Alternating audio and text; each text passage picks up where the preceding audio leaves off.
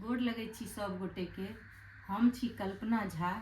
आइ हम अपने लोकनिक बीच एकटा बारहमासा प्रस्तुत कऽ रहल छी।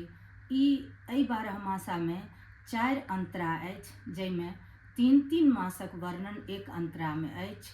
एहिमे जे छै से कन्या जे छै से वर के कहि रहल छथिन जे मतलब अहाँ कहिया सासुर आयब, आ आयब जे तो ओ एहि प्रकारे कहि रहल छथिन जे 3 महीना के वर्णन ओ एहि तरह कऽ रहल छथिन जे अहाँ एहिठामसँ वापस नहीं जायब, मतलब हमरा संगे रहब। तऽ एहि बारहमासा में यह वर्णन अछि। अपने सब सुनल जाओ, जँ नीक लागे तऽ प्रतिक्रिया जरूर देब।